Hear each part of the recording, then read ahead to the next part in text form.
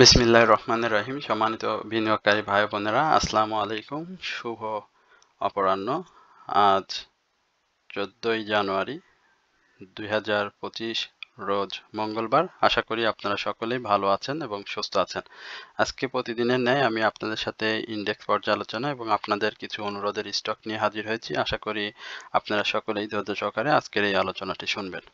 আজকে আমরা মার্কেটের শুরুতেই ওপেন দেখেছিলাম একটি সবুজ ক্যান্ডেল দিয়ে, অর্থাৎ 5151 পয়েন্ট মার্কেট আজকে ওপেন হয় এবং সেখান থেকে মার্কেট হাই ক্রিয়েট করে, বেশ ভালো একটি হাই ক্রিয়েট করে 5191.20 হাই ক্রিয়েট করে মার্কেট প্রায় 40 পয়েন্টের মতো আমরা পজিটিভ সকালে দেখেছিলাম এবং অনেকগুলো শেয়ার আজকে কিন্তু বেশ ভালো প্রাইস অ্যাকশন হয়েছিল। কিন্তু শেষের দিকে এসে মার্কেট একেবারে শেষ প্রান্তে শেষের দিকে এসে মার্কেট কিন্তু সেই পজিটিভ মুভমেন্টটা আর ধরে রাখতে পারেনি। পরবর্তীতে মার্কেট 1.01 দিয়ে মার্কেট নেগেটিভ শেষ করে। আমি আমার ইন্ডেক্সের পর্যালোচনায় গত 2-3 দিন আগে আপনাদেরকে বলেছিলাম যে মার্কেটের গিরগিটির মতো রং বদলাচ্ছে। সেই গিরগিটির রং বদলটা কিন্তু এখনো থামেনি। সেই থামাটা আজকের ক্যান্ডেলটাতেও আমি যখন আলোচনা করব তখন আরো বিস্তারিতভাবে আপনাদেরকে জানানোর চেষ্টা করব। আজকে মার্কেটের ভলিউম দেখতে পাচ্ছেন যে 5,351 কোটি টাকা। গতকালকে যেটি আমরা দেখেছিলাম 397 কোটি টাকা, সেখান থেকে আজকে 48 কোটি টাকা লেনদেন গত দিনের তুলনায় কম হয়েছে। তবে আজকে মার্কেটের আপট্রেন্ড সেটি কিন্তু বেশ স্টকের সংখ্যা সেটি ভালো। 181টি কোম্পানি আপট্রেন্ডে ছিল, অর্থাৎ 45.70% স্টক আজকে মার্কেট আপট্রেন্ড ছিল, আর ডাউন ট্রেন্ডে ছিল 131টি এবং অপরিবর্তিত ছিল 84টি কোম্পানি। আজকে টপ যে 10 গেনার লিস্ট, সেখানে আপনারা নিজেরা একটু দেখবেন যে আমি আমার চ্যানেলে যে স্টকগুলো নিয়ে আপনাদের অনুরোধের স্টক নিয়ে কথা বলি, সেই স্টকগুলো এখানে কতগুলো রয়েছে। আজকে আমরা জেড ক্যাটাগরির একেবারে একক আধিপত্য আমরা টপ গেনার লিস্টে দেখতে পাচ্ছি এবং আমি আমার চ্যানেলে ডিসেম্বর মাসের থেকেই বারবার বলে আসছিলাম যে জেড ক্যাটাগরি এবং bank category, insurance sector, engineering, এই সেক্টরগুলো খুব ভালো মুভমেন্টে থাকবে। সেখান থেকে দেখেন আজকে আমরা জেড ক্যাটাগরি আধিপত্য দেখতে পাচ্ছি। এর আগেও আমরা জেড ক্যাটাগরির বেশ কিছু স্টকে আধিপত্য বিস্তার করতে দেখেছি। সেখানে আজকে এমারাল অয়েল হল্টেড হয়েছে। আমি গতদিনের আলোচনা করেছিলাম সিনো বাংলা, সেন্ট্রাল ফার্মা গতকালকে আলোচনা করেছি, কেপিপিএল গতকালকে আলোচনা ছিল, ওয়েল গতকালকের আলোচনা ছিল, ওয়াইপিএল গতকালকের আলোচনা ছিল। এছাড়াও আমি মাঝে মাঝে যে স্টকগুলো নিয়ে সবসময় আপনাদের অনুরোধের স্টক যেগুলো নিয়ে কথা বলি, প্রত্যেকটি স্টক কিন্তু আমরা দেখতে পাচ্ছি টপ গেনার লিস্টে। তো এই ছিল মূলত টপ গেনার লিস্ট। এই গেনার লিস্টে যারা বিনিয়োগে আছেন, প্রফিটে আছেন, তাদেরকে বলবো আপনারা প্রফিট টেক করে নেবেন। এরপরে আমি টেক্সটাইল সেক্টর নিয়ে আপনাদেরকে একটু জানাই। সেক্টর বাই গেনারে আজকে টেক্সটাইল কিন্তু দেখেন আপ ট্রেন্ডে 29টি ছিল, গতকালকে কিন্তু টেক্সটাইল সেক্টরে ডাউন ট্রেন্ডে আপ ট্রেন্ডে থাকলেও সেক্টর বাই গেনারে আপ ট্রেন্ডে থাকলেও কিন্তু ডাউন ট্রেন্ডে স্টক সংখ্যা খুব বেশি ছিল। আজকে কিন্তু সেটি ভিন্ন হয়েছে। এছাড়াও ফার্মাসিউটিক্যাল কালকে ষষ্ঠ পজিশনে ছিল, আজকে কিন্তু সেটি উঠে এসেছে এবং 28টি স্টক কিন্তু আজকে আপ ট্রেন্ডে ছিল। এছাড়াও ইঞ্জিনিয়ারিং সেক্টরকে গতকালকে আমরা সেকেন্ড পজিশনে দেখেছিলাম, সেখান থেকে আজকে সে থার্ড পজিশনে চলে গিয়েছে। আপ ট্রেন্ডের সংখ্যাও আজকে বেশি, 28টি। আজকে সেক্টর ওয়াইজ যে আমরা আপ ট্রেন্ড, সেখানে মূলত আজকে যেহেতু মার্কেটের 181টি কোম্পানি আপ ট্রেন্ডে রয়েছে, সেক্ষেত্রে মার্কেটের সেক্টর ওয়াইজ মুভমেন্টের ক্ষেত্রেও আমরা আপ ট্রেন্ড স্টকের সংখ্যাও কিন্তু বেশি দেখেছি। তবে মার্কেটের যে প্রাইস অ্যাকশন, সেই প্রাইস অ্যাকশনটা কিন্তু আমরা জেড ক্যাটাগরির স্টকগুলোতে মূলত দেখেছি। অন্যান্য যে ক্যাটাগরি রয়েছে এ এবং বি ক্যাটাগরি, সেখানে কিন্তু আমরা খুব ভালো বেশি আপ ট্রেন্ড বা প্রাইস অ্যাকশন দেখিনি। তো এটি আরো হয়তো 2-1 দিন আমরা অব্যাহত দেখতে পাবো, কারণ মার্কেটের একটা লং র্যালি দরকার এই মুহূর্তে। আসলে মার্কেট সাইডওয়েজ মুভমেন্টের পাশাপাশি যে রং বদল করার যে একটা অভ্যাস, সেটি কিন্তু ধরে রেখেছে এবং প্রাইস অ্যাকশনের ক্ষেত্রেও কিন্তু অনেক পিছিয়ে স্টকগুলো। তো এই হচ্ছে মূলত মার্কেট নিয়ে আমার আলোচনা। এরপরে আমি এই যে ইন্ডেক্সের যে চার্টটি রয়েছে সেটি আপনাদেরকে একটু আলোচনা করি। সেখানে আপনারা দেখতে পাচ্ছেন আজকের যে ক্যান্ডেলটি রয়েছে সেটি মূলত গ্র্যাভিস্টোন ডোজি। এই ধরনের ক্যান্ডেলটা আসলে মার্কেটের জন্য ভালো না। এই ক্যান্ডেলের অবস্থানটা আপনারা দেখতে পাচ্ছেন যে এখানে অনেক বড় উপরে শ্যাডো রয়েছে। এখন গ্র্যাভিস্টোন ডোজির যে বিষয়টা হয় সেটি হচ্ছে মার্কেটের একটা ডাউন ট্রেন্ড ক্রিয়েট করে। সেই ক্রিয়েটটা এখন আগামী দিনের যে আমি এর আগেও যেটি বলেছিলাম যে ৫,১০০ এই যে ৪৪ বা ৪০ এই যে সাপোর্টটা, এই সাপোর্টটা কিন্তু এখনো মার্কেট ধরে রেখেছে। তো এই সাপোর্টে আগামী দিনে যদি গ্রেভস্টোন ডোজির যে চরিত্র সেই অনুসারে যদি বলতে হয় তাহলে মার্কেটের ডাউন ট্রেন্ডে আসার একটা অপরচুনিটি রয়েছে। তবে মার্কেট যেহেতু বেশ কিছুদিন ধরেই ডাউন ট্রেন্ডে রয়েছে, সেক্ষেত্রে আপনারা যদি গ্রেভিস্টোন ডোজির আরো ক্যান্ডেল দেখেন, সেক্ষেত্রে দেখেন এখানে কিন্তু গ্রেভিস্টোন ডোজি এই ২৪শে ডিসেম্বর কিন্তু মার্কেট ক্রিয়েট করেও এখানে কিন্তু আপ ট্রেন্ডে গিয়েছিল।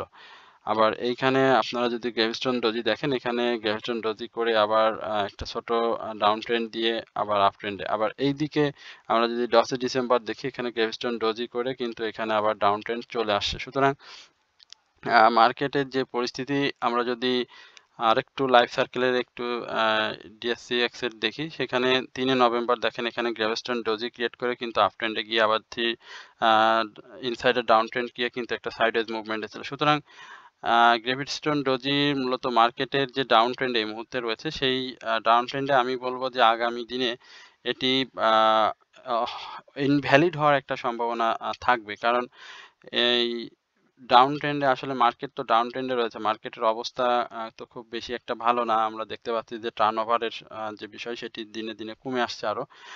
এখন যদি এখানে যদি সেই গ্রেভিস্টোন ডোজি যদি তার চরিত্রটাকে এখানে আ প্রকাশ করে, তাহলে কিন্তু মার্কেট আরো বেশি ডাউন ট্রেন্ডে যাবে। তো আমি ইনভ্যালিড এইজন্য বলছি যে ইনভ্যালিড হোক, কারণ মার্কেট ডাউন ট্রেন্ডে রয়েছে। এখন এটাকে আমরা মনে প্রাণে চাইবো যে ইনভ্যালিড হয়ে যাক, এবং সেটি হলে মার্কেটের জন্য ভালো হবে। আর এটি যদি আ আ গ্রেভিস্টোন ডোজি না হয়ে যদি উল্টোটা হতো, সেক্ষেত্রে আমরা ড্রাগন ফ্লাই দেখতে পেতাম, এবং ড্রাগন ফ্লাই হলে আমরা সেটাকে আপ ট্রেন্ড হিসেবেই ধরে নিতাম এবং আপ ট্রেন্ডের হিসেবে মার্কেট আমরা দেখতে পারতাম। তো এখন মুভিং এভারেজ অনুযায়ী যেহেতু মার্কেটের সেল সিনারিও রয়েছে, আপনারা দেখতে পাচ্ছেন RSI টাও একটু সমান্তরালভাবে রয়েছে, এবং হিস্টোগ্রামের বার MACD সবকিছুতেই আমরা রহস্য বলি যে গিরগিটির অবস্থা, রং বদলাচ্ছে মানে সময়ের সাথে, সাথে খুব দ্রুত। তো এখন আগামী দিনকে আমাদের দেখতে হবে যে আসলে এই অবস্থা থেকে মার্কেট বের হতে পারে কিনা। তার যে ডাউন ট্রেন্ড ক্রিয়েট সেটি আসলে সে সত্যিকার অর্থে ক্রিয়েট করে কিনা। তবে আমরা চাইবো যে এটা যেন আগামী দিনে মার্কেট ক্রিয়েট না করে। যদি করে তাহলে আমাদের জন্য একটু খারাপ হয়ে যাবে আরো বেশি। আর যদি আপ ট্রেন্ডে যায় সেটি আমাদের জন্য মঙ্গল। তো এই হচ্ছে মূলত ইনডেক্স এবং আপনাদের ইনডেক্সের চার্ট নিয়ে আমার সংক্ষিপ্ত পরিসরে আলোচনা। এরপরে আপনাদের অনুরোধের স্টক নিয়ে কথা বলবো। খুব সংক্ষিপ্ত পরিসরে আলোচনা করব।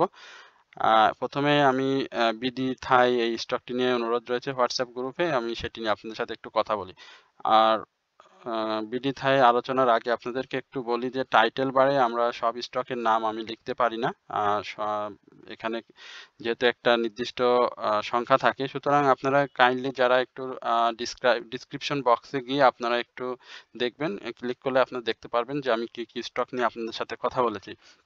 অনেকেই দেখা যায় যে আমি যে স্টকগুলো নিয়ে কথা বলতেছি, আপনারা সেই স্টকগুলো সম্পর্কে আবার জানতে চাচ্ছেন। সুতরাং এটা হাস্যকর এবং এটা আমার জন্য যেমন লজ্জাজনক, সেটা আপনাদের জন্যও লজ্জাজনক। সুতরাং আপনারা অবশ্যই একটু ডিসক্রিপশন বক্স দেখবেন। ডিসক্রিপশন বক্স দেখলে অবশ্যই আপনারা যে স্টকগুলো নিয়ে আলোচনা চান, সেই স্টকগুলোর আলোচনা অনেক সময় পেয়ে যাবেন। তো এই হচ্ছে মূলত আপনাদের নিয়ে একটু কথা। তো বিডি থাইয়ের যে বিষয়টি সেটি আপনারা দেখতে পাচ্ছেন যে বিডি থাইয়ের প্রাইস অ্যাকশন আমরা দেখতে পাচ্ছি 12.90 এসে ক্লোজ হয়েছে শেয়ারটি। গতদিনেও 10 পয়সা শেয়ারটি প্রাইস অ্যাকশন করেছিল, বাট আজকের যে ভলিউমটা করছে শেয়ারটি, সেটি খুব ভালো একটি চমৎকার ভলিউম। এখানে আমরা সেলের থেকে বাই ভলিউমটাকে বেশি দেখছি। এখন আগামী দিনে শেয়ারটির প্রাইস অ্যাকশনটা কি হবে সেটি যদি আপনাদেরকে একটু আমি বলি, সেটি হচ্ছে যে শেয়ারটি আজকে 12.90 ক্লোজ দিয়েছে, এবং এখান থেকে আগামী দিনে শেয়ারটির প্রাইস অ্যাকশন আমার কাছে যেটি মনে হয় আরো আপ ট্রেন্ডে যাওয়ার সম্ভাবনা রয়েছে, এবং সেটি আপনাদেরকে একটু বলি যে সেটি কি ধরনের হতে পারে। আমার কাছে প্রাথমিক যে টার্গেটটা হবে সেটি হচ্ছে 15 টাকার আশেপাশে, এবং সেখানে যদি না যায় তাহলে আমরা শেয়ারটিকে এই যে 13.90 থেকে 14 টাকা এই লেভেলে শেয়ারটিকে আগামীকালকে আমরা দেখতে পাবো।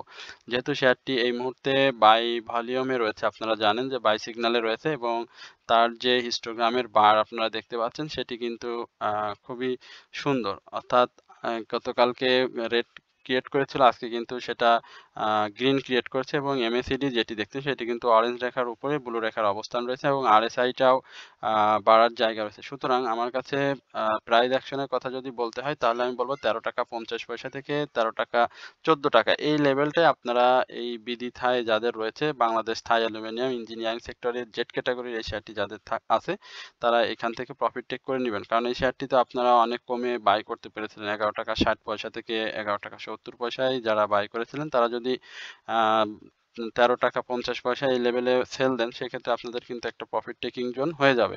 সুতরাং ওইখানে গেলে আপনারা প্রফিট টেক করবেন এবং RSI-টাও সেক্ষেত্রে বেড়ে যাবে, রিস্কি জোনে থাকবে এবং পরবর্তীতে কারেকশন জোনে আসলে আবার আপনারা শেয়ারটি বাই করবেন। শেয়ারটি কিন্তু গ্র্যাজুয়ালি যদি তার ভলিউমটা গেইন করতে পারে তাহলে কিন্তু খুবই ভালো হবে। কারণ আমরা ডিসেম্বরের দিকে শেয়ারটি কিন্তু ভলিউমটা দেখেছিলাম। আপনারা দেখতে পারেন যে এই 22 তারিখে, 23 তারিখে, 24 তারিখে এই দিকে এসে কিন্তু শেয়ারটি ভলিউম করেছে এবং এখনও সে শেয়ারটি ভলিউমটা বেশ ভালো করেছে এবং এই যে 10 ডিসেম্বরের যে ভলিউমটা এই ভলিউমটা কিন্তু আজকে সে ক্রিয়েট করছে এবং এই ভলিউমটা যদি সে আরও 2-3 দিন ক্রিয়েট করতে পারে তাহলে কিন্তু শেয়ারটি ভালো প্রাইস অ্যাকশন হবে।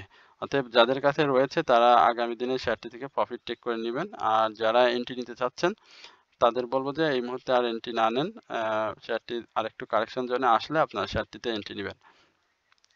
এই হচ্ছে বিডি থাই নিয়ে আলোচনা। এরপরে ACFL এই স্টকটি নিয়ে আমার বেশ কিছুদিন ধরে এক ভাই বলছেন হোয়াটসঅ্যাপে এবং কমেন্টসেও আপনি লিখেছেন যে এই আমান কটন ফ্যাব্রিক্সের যে বিষয়টি টেক্সটাইল সেক্টরে, দেখেন টেক্সটাইল সেক্টর আজকে একটা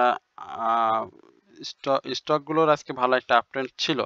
তো গতকালকে আমান ফ্যাব্রিক্স তো 20 পয়সা, এই যে এখানে দেখতে পাচ্ছি 20 পয়সার একটা প্রাইস অ্যাকশন করেছিল এবং শেয়ারটি গতকালকে যেই ক্যান্ডেলটি ক্রিয়েট করেছিল সেটি আজকে প্রাইস অ্যাকশনের জন্য কিন্তু পজিটিভ ছিল না। তারপরেও আজকে কিন্তু শেয়ারটি প্রাইস অ্যাকশন করেছে এবং করে দেখতে পাচ্ছেন যে তার যে কি বলে যে উপরের যে শ্যাডো সেটি কিন্তু অনেক বেশি করে ফেলেছে। অর্থাৎ এখানে উপরের শ্যাডোটি বড় হয়, শেয়ারটি আজকে আগামী দিনে প্রাইস অ্যাকশনের ক্ষেত্রে একটা ডাউন ট্রেন্ড ক্রিয়েট হওয়ার সম্ভাবনা রয়েছে। এখানে যদি সে 19 টাকা বা 19 টাকা 20 পয়সা আজকে হাই ক্রিয়েট করেছিল, সেখানে যদি 19 টাকায় ক্লোজ দিতে পারতো তাহলে শেয়ারটির জন্য ভালো হতো। যদিও আমান কটন ভালো একটি শেয়ার, এই শেয়ারটির ন্যাব যথেষ্ট পরিমাণে ভালো, 10% ক্যাশ ডিভিডেন্ড দিয়েছে। সুতরাং এখানে একটু কারেকশন জোনে আসলেই হতাশ হওয়ার কিছু নাই।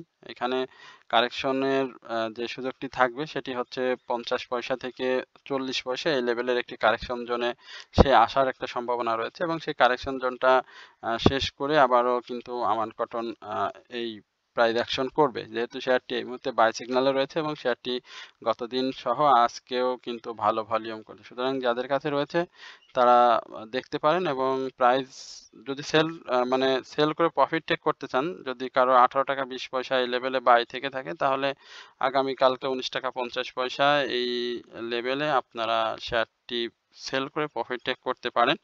করে আবারও যদি কারেকশন জোন 40 পয়সার যে কারেকশন জোনের কথা বললাম সেই কারেকশন জোনে আসলে আপনারা সেখান থেকে শেয়ারটিতে বাই নিতে পারবেন। আর প্রাইস অ্যাকশনের যে বাধাটা সেটা যদি একটু আপনাদেরকে বলি যে শেয়ারটির ক্লোজ দিতে হবে এই যে 18 টাকার যে 13ই আগস্ট যেটি সে করেছিল 20 টাকা হাই করেছিল, সেই 20 টাকার উপরে শেয়ারটি ক্লোজ দিলে আমরা শেয়ারটির একটা ভালো প্রাইস অ্যাকশন দেখতে পাবো। তো এই হচ্ছে মূলত ACFL নিয়ে আমার সংক্ষিপ্ত পরিসরের আলোচনা। আর শেয়ারটি এখন বাই সিগন্যালে আছে।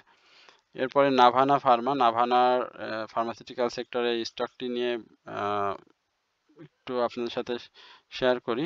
নাভানার কি অবস্থা আমরা একটু দেখি। নাভানা ফার্মা আজকে প্রাইস অ্যাকশন করেছে, ভালোই বলবো এবং সেটা আরেকটু ভালো হতো যদি শেয়ারটি ভলিউমটা আরেকটু ভালো করতে পারতো, সেক্ষেত্রে সেটি করতে পারেনি। তবে শেয়ারটি আমি গত কয়েকদিন আগে আপনাদের সাথে আলোচনা করেছিলাম যে শেয়ারটির একটা প্রাইস অ্যাকশন আমরা দেখব এবং তার টার্গেট কিন্তু আমি দিয়েছিলাম 50 টাকা। সুতরাং সেই 50 টাকায় টার্গেটটি নাভানা ফার্মার থাকবে।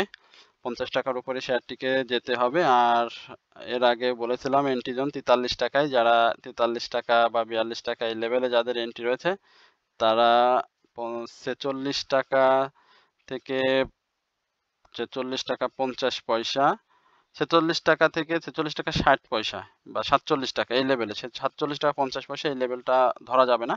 46 টাকা 60 পয়সা থেকে 47 টাকা সমান সমান এই লেভেলে আসলে শেয়ারটি থেকে প্রফিট টেক করে নেবেন। আর শেয়ারটিতে এই মুহূর্তে আরএসআইটা দেখতে পাচ্ছেন আপ ট্রেন্ডে যাওয়ার একটা চেষ্টায় আছে। আর হিস্টোগ্রামের বার তো এটি আজকে ধূসর হয়ে গিয়েছে, নিচে ধূসর হয়েছে, তো এটি এখান থেকে ছোট হয়ে যদি আগামী দিন বা এই আগামী সপ্তাহে যদি আমরা এখানে সেল ভলিউম থেকে যদি বাই ভলিউমে আসতে পারি তাহলে শেয়ারটি 50 টাকার এই লেভেলে আমরা দেখব। সুতরাং যাদের কাছে নাভানা ফার্মা আছে তারা অপেক্ষা করবেন। শেয়ারটি ভালো ক্যাশ ডিভিডেন্ড দিয়েছে এবং শেয়ারটিতে ফরেন ইনভেস্টররাও রয়েছে, সুতরাং শেয়ারটি মুভমেন্ট করার মতো যথেষ্ট শক্তি আছে এবং শেয়ারটি ফার্মাসিউটিক্যাল সেক্টরের মুভমেন্ট যখনই খুব ভালো আসবে তখন কিন্তু শেয়ারটিকে আপনারা ভালো প্রাইস অ্যাকশনে দেখবেন। এই হচ্ছে মূলত নাভানা ফার্মা নিয়ে আলোচনা। এরপরে ইসলামী ব্যাংক নিয়ে আলোচনা করতে বলছিলেন। ইসলামী ব্যাংকের আলোচনা, ইসলামী ব্যাংক এখানে ডাউন ট্রেন্ড ক্রিয়েট করে বসে আছে এবং সাপোর্টের যে বিষয়টি বলেছিলাম এবং সেই সাপোর্টে এখন আছে 47 টাকা। এখন 47 টাকায় ইসলামী ব্যাংক কি থাকবে কিনা সাপোর্টে, সেটি এখন আমাদেরকে দেখতে হবে, কারণ শেয়ারটিতে মুভিং অ্যাভারেজ অনুযায়ী শেয়ারটিতে আমরা সেল সিনারি দেখতে পাচ্ছি। হিস্টোগ্রামের বারে আমরা এখন পর্যন্ত বাই সিগনালে দেখতে পাচ্ছি, বাট এটি আসলে আর ভ্যালিড থাকবে না। আমরা ইসলামী ব্যাংক নিয়ে যদি বলি যে এই যে সেটি আর ভ্যালিড থাকার সম্ভাবনা নেই। এখন এখান থেকে শেয়ারটি আরো ডাউন ট্রেন্ডে যাওয়ার সম্ভাবনা ক্রিয়েট করে বসে আছে এবং সেটি আমরা আগামী দিনে দেখব, কারণ ইসলামী ব্যাংকের যে ভলিউম সেটি কিন্তু অনেক কমে গিয়েছে, সেটি আপনারা লক্ষ্য করছেন। এখানে ভলিউম কিন্তু একেবারে ড্রাই ভলিউম এবং যে ক্যান্ডেলটি করেছে দেখেন গ্যাভিস্টন ডোজি, এবং এই গ্যাভিস্টন ডোজির যে অবস্থা সেটি আপনাদের ইন্ডেক্স নিয়েও বলেছিলাম। ইন্ডেক্সের ক্যান্ডেলের সঙ্গে কিন্তু এই আমরা ইসলামী ব্যাংকের যে ক্যান্ডেল সেটির একেবারে হুবহু মিল খুঁজে পাচ্ছি। সুতরাং এই লেভেলটাতে আপনারা ইসলামী ব্যাংকে দেখতে পাবেন 45 টাকা 50 পয়সা। এখন যাদের কাছে ইসলামী ব্যাংক রয়েছে তারা স্টপ লস নিবেন কিনা সেটি আমি বলবো না, কারণ জানি না আপনাদের বাই প্রাইসটা কত। এখন বাই প্রাইসের উপর ডিপেন্ড করে আসলে স্টপ লস নিতে হয়। সেক্ষেত্রে আমি যেটি বলবো যে অপেক্ষা করতে হবে মুভমেন্টের জন্য, কারণ সেক্টর ওয়াইজ মুভমেন্টের ছাড়াও আমরা ইসলামী ব্যাংকে মুভমেন্ট দেখেছি, সে এককভাবে মুভমেন্টে যায়। সুতরাং অনেক কিছুই হতে পারে ইসলামী ব্যাংকে। তবে শেয়ারটির যে 45 টাকা 50 পয়সার যে ডাউন ট্রেন্ড বা আমি বলবো যে সাপোর্ট, সেই সাপোর্টে শেয়ারটি আসবে এবং সেটি যদি সে রেসপেক্ট না করে তাহলে তার যে রিসেন্ট লো 45 টাকা 30 পয়সা সেখানে আসার সম্ভাবনা রয়েছে। আর শেয়ারটি তো আপনারা জানেন যে ভালো শেয়ার, ইসলামী ব্যাংক নিয়ে তো বলার কিছু নেই। তবে শেয়ারটি টোটাল শেয়ার সংখ্যা কিন্তু অনেক বেশি এবং পাবলিক হোল্ডিং 11,67,00,000। সেক্ষেত্রে ভলিউমটা ইসলামী ব্যাংকের জন্য খুবই জরুরি। আর প্রাইস অ্যাকশনের ক্ষেত্রে শেয়ারটি অবশ্যই 52 টাকার উপরে ক্লোজ দিতে হবে, তারপরে আমরা এটির প্রাইস অ্যাকশনটা দেখব।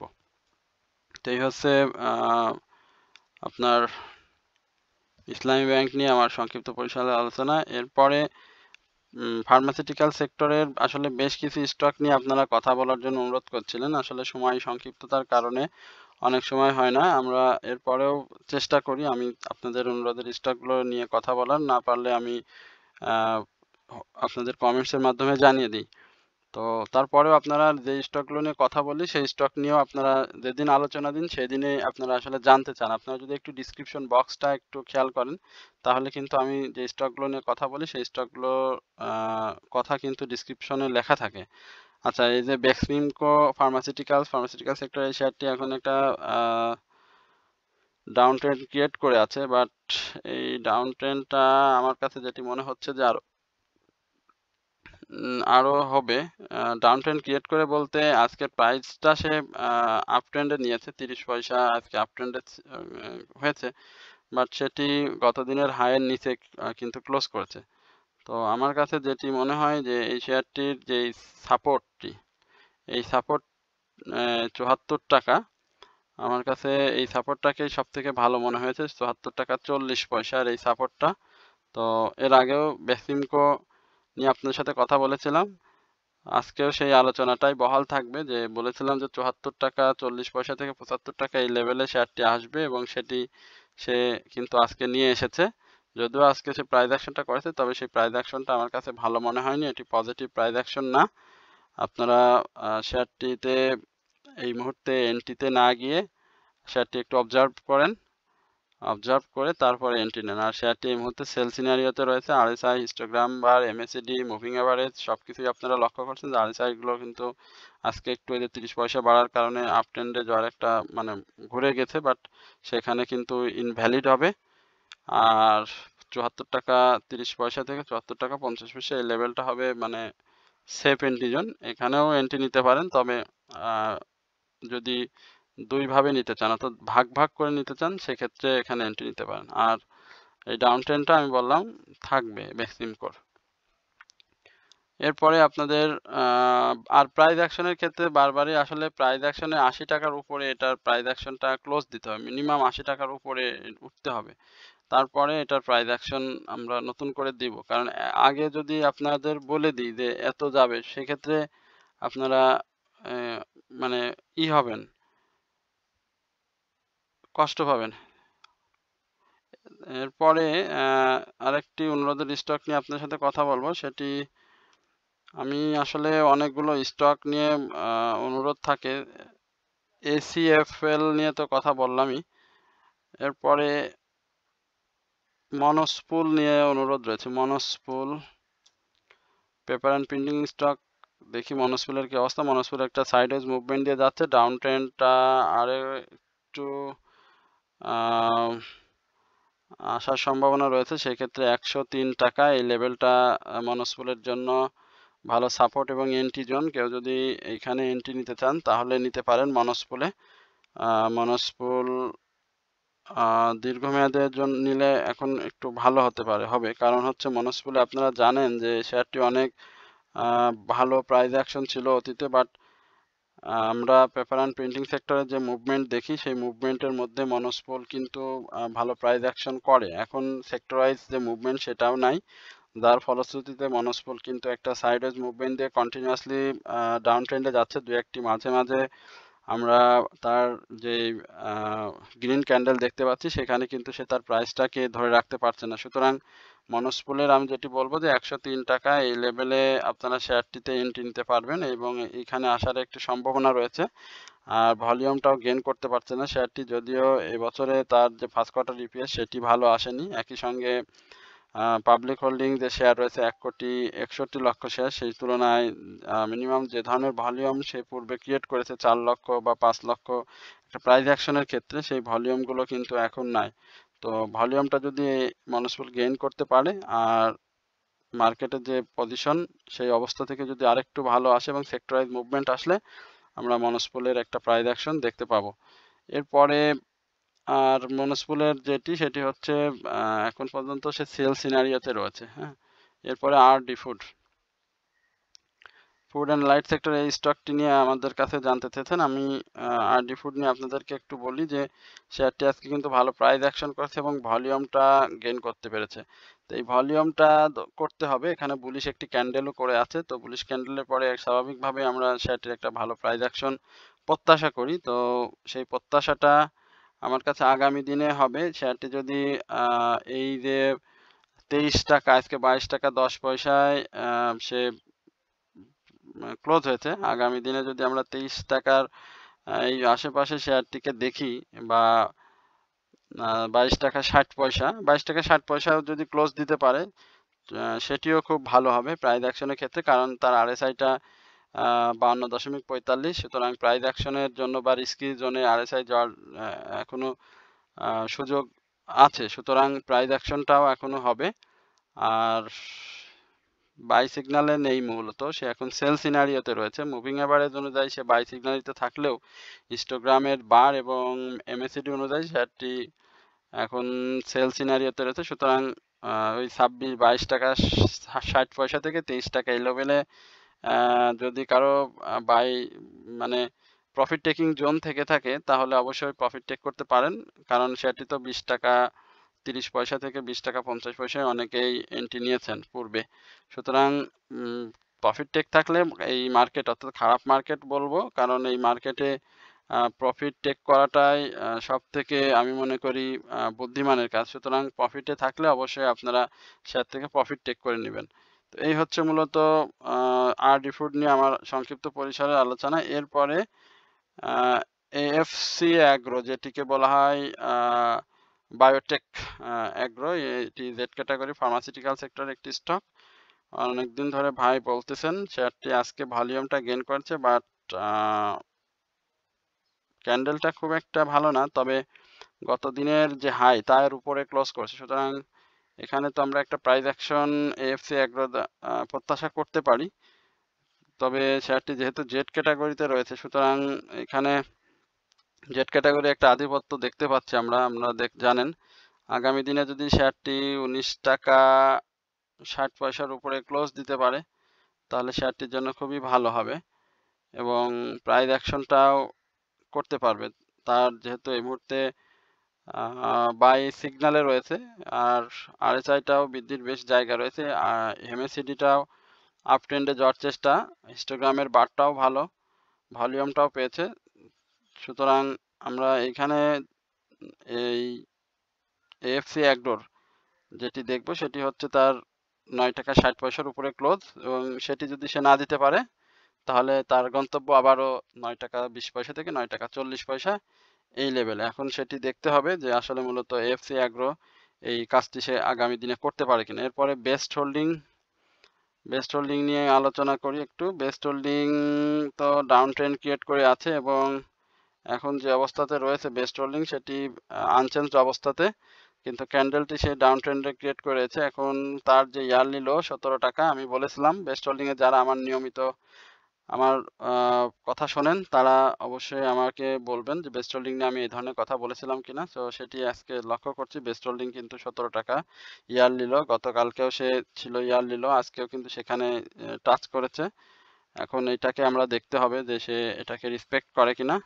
যদি রেসপেক্ট করে তাহলে সাইডওয়েজ মুভমেন্ট দিয়ে যাবে, আর যদি রেসপেক্ট না করে তাহলে সে আরও ডাউন ট্রেন্ডে আসবে। আর ডাউন ট্রেন্ডে আসলে সেটি মূলত আমার কাছে যেটি মনে হয় 15 টাকা থেকে 15 টাকা 80 পয়সা 60 পয়সা এই লেভেলটায় আমরা এই best holding travel and leisure সেক্টরের এই নতুন স্টকটিকে আমরা দেখতে পাবো। সুতরাং আমরা প্রত্যাশা করি যেন শেয়ারটি আসলে এখান থেকে ঘুরে যায় এবং ভলিউমটা গেইন করতে পারে, এই প্রত্যাশা থাকবে। আর এই শেয়ারটি তো 10% ক্যাশ ডিভিডেন্ড দিয়েছে, সুতরাং একটু আমাদেরকে শেয়ারটি নজরে রাখতে হবে আর ভলিউমটাও গেইন করতে হবে, যেহেতু শেয়ারটিতে ভালো পাবলিক হোল্ডিং রয়েছে প্রায় 15 কোটির মতো শেয়ার, সুতরাং ভলিউমের বিকল্প নেই। এরপরে মানে যে শেয়ারটি নিয়ে কথা বলতে যাচ্ছি সেটা হচ্ছে মন্নু ফ্যাব্রিক্স। মন্নু ফ্যাব্রিক্সের বিষয়ে আজকে দেখতে পাচ্ছেন যে 17 টাকা 70 পয়সা মন্নু ফ্যাব্রিক্সের ক্লোজ হয়েছে এবং ভলিউমটা গেইন করছে, বেশ ভালো ভলিউম গেইন করছে। গতকালকেও সে ভালো ভলিউম গেইন করেছিল, আজকেও ভলিউম গেইন করেছে। দেখতে পাচ্ছেন যে ভলিউমটা গেইন করলে প্রাইসটা আসলে ভালো হয়, প্রাইস মুভমেন্টের জন্য একটা ভালো অপরচুনিটি থাকে। তো মন্নু ফেব্রিক্সের যে বিষয় সেটিও সেম, এখন দেখতে হবে যে তার ভলিউমটা সে কিভাবে ধরে রাখতে পারে, কারণ ধরে রাখতে না পারলে কিন্তু প্রাইস অ্যাকশনটা হবে না। কারণ এখানে একটা বিষয় আপনাদেরকে বলি, আজকে যে ভলিউম করছে সেখানে কিন্তু বায়ার এবং সেলার দুইজনে খুব ভালো অ্যাক্টিভ ছিল। তার ক্যাশ ডিভিডেন্ড তো স্টোরি আপনারা জানেন, ভালো ক্যাশ ডিভিডেন্ড স্টোরি সে দেয়নি, আর আজকে আনচেঞ্জড অবস্থাতেও সে শেষ করেছে। সুতরাং আপনি যদি আগামী দিনে এই আজকের যে 17 টাকা 70 পয়সা এবং হাই ছিল আপনারা জানেন যে 18 টাকা 70 পয়সা, আগামী দিনে যদি সে 18 টাকা আগামীকালকে 18 টাকা 70 পয়সার উপরে ক্লোজ দিতে না পারে সেক্ষেত্রে কিন্তু তার আবার ডাউন ট্রেন্ডে আসার সম্ভাবনা হবে। আর যদি 18 টাকা 70 পয়সার উপরে ক্লোজ দেয় খুব ভালো। এখন যদি আগামীকালকে যদি সে পজিটিভ মুভমেন্ট দিয়ে 18 টাকা 70 পয়সা না হয় 18 টাকা 40 পয়সা হয়, তারপরেও সে দুদিন পরে হলেও কিন্তু সে কারেকশন জোনে আসতে হবে, কারণ তার আরএসআই সেক্ষেত্রে 70-এর উপরে চলে যাবে এবং আরএসআইটা রিস্কি জোনে চলে আসবে। এখন এটা হচ্ছে আপনার ক্যান্ডেলস্টিক প্যাটার্ন বা মার্কেটের টেকনিক্যাল অ্যানালাইসিস। এখন যদি টেকনিক্যাল অ্যানালাইসিসকে যদি সে ফলো না করে, তাহলে সেটা ভিন্ন কথা। বাট টেকনিক্যাল অ্যানালাইসিস অনুযায়ী তাকে আসতে হবে। এটি হচ্ছে মূলত আ কথা। আর সাপোর্ট জোন যেটি বলব, সাপোর্ট জোনে রয়েছে। এখন আপাতত এই জোনটাকেই সাপোর্ট জোন ধরেন। আর আ যদি এর ডাউন ট্রেন্ডে চলে আসে তাহলে ৳১৬.২০ এই লেভেলটা হবে শেয়ারটির সবথেকে ভালো সাপোর্ট জোন। এরপরে YMC ওয়েস্টার্ন মেরিন, আ এই স্টকটি নিয়ে আপনাদের সাথে কথা বলবো। ওয়েস্টার্ন মেরিন আজকেও প্রাইস অ্যাকশন হয়েছে এবং ভালো প্রাইস অ্যাকশন করেছে। আমরা দেখেছি ভালো ভালো আ গে ভলিউমটাও গেইন করেছে। এখন এটির কথা তো আপনারা সবই জানেন যে বেশ কিছু হল্টেড করে এখন সে একটা কারেকশন জোন দিয়ে প্রাইস অ্যাকশন করেছে। তো RSI টা বেশি, হ্যাঁ? আগামী দিনে দেখতে হবে শেয়ারটি আসলে কি ধরনের মুভমেন্টে যায়। আজকে ১৩ লক্ষ ভলিউম করছে। ভলিউমে শেয়ারটির অধিকাংশ ভলিউম ছিল সেল ভলিউম। যদিও বাই ভলিউম ছিল, তো সেল ভলিউমটা বেশি ছিল। সেজন্যই আমার কাছে একটু রহস্যজনক হচ্ছে কারেকশন জোনে আসার। তো ৳৯.৯০ কালকে শেয়ারটি হয়তো টাচ করবে। বাট সেখান থেকে শেয়ারটির কারেকশন জোনে আসার একটা সম্ভাবনা রয়েছে এবং এই মুহূর্তে শেয়ারটি বাই সিনারিওতে রয়েছে। সুতরাং আ এই ৳৫.৪০, ৳৫.৬০ থেকে একটা ভালো প্রাইস অ্যাকশন যেহেতু হয়েছে, সুতরাং আমরা একটা কারেকশন জোনটা দেখেছিলাম। বাট আজকে শেয়ারটি আবার আপ ট্রেন্ডে যাওয়ার চেষ্টা করেছে। সেই ক্ষেত্রে আমরা বাই ভলিউমটার তুলনায় সেল ভলিউমটা বেশি দেখেছি। এখন আমরা আশা করি যে শেয়ারটি ৳৯.৯০ এই টেকনিক্যাল অ্যানালাইসিস অনুযায়ী সেখানে যাবে এবং সেখানে যদি সে ক্লোজ দিয়ে থাকতে পারে ভালো, আর না হলে শেয়ারটি আবারও কারেকশন জোনে আসবে। এই হচ্ছে মূলত ওয়েস্টার্ন মেরিন নিয়ে। আর হ্যাঁ, ওয়েস্টার্ন মেরিন নিয়ে আমার সংক্ষিপ্ত পরিসরে আলোচনা। এরপরে এসিআই। এসিআই নিয়ে আমার সর্বশেষ আলোচনা। এসিআই অ্যাডভান্স কেমিক্যাল যেটি, সেটি দেখতে পাচ্ছেন যে খুব ভালো প্রাইস অ্যাকশন করেছে। আমি এখানে বলেছিলাম যে শেয়ারটি কারেকশন জোনে যাবে এবং সেই কারেকশন জোনটা করেছে। এখন কারেকশন জোনের যে স্টক আজকেও ৪০ পয়সা সে প্রাইস বৃদ্ধি করেছে। বাট ক্যান্ডেলের অবস্থা খুব ভালো না। এখানে আগামী দিনে আমরা শেয়ারটিকে আরো কারেকশন দেখব এবং এই কারেকশন জোনটা এই লেভেলে আসবে ৳১৪২। আমি বারবার আপনাদেরকে এটি বলেছিলাম ৳১৪২। তো ৳১৪২ থেকে ৳১৩৯ এই লেভেলে আপনারা এন্ট্রি নেওয়ার জন্য চেষ্টা করবেন। আর যদি সে সেখানে রেসপেক্ট না করে, তাহলে তার গন্তব্য আবার নতুন করে এই আমাদেরকে দেখতে হবে, খুঁজে বের করতে হবে যে আসলে কোথায় সে a safe entry zone create করবে। আর ভলিউমটাও গেইন করতে হবে। যেহেতু শেয়ারটিতে পাবলিক হোল্ডিং রয়েছে, সুতরাং ভলিউমটা গেইন করার কোনো বিকল্প নেই। এখন এই শেয়ারটি ফার্মাসিউটিক্যাল সেক্টরের একটা ভালো স্টক। নিঃসন্দেহে তার ন্যাব, তার ক্যাশ ডিভিডেন্ড, তার স্টক ডিভিডেন্ড সবকিছুই ভালো। আশা করা যায় যে শেয়ারটি কারেকশন শেষ করে আবারও তার আপট্রেন্ডের যে ধারা সেটি অব্যাহত রাখবে।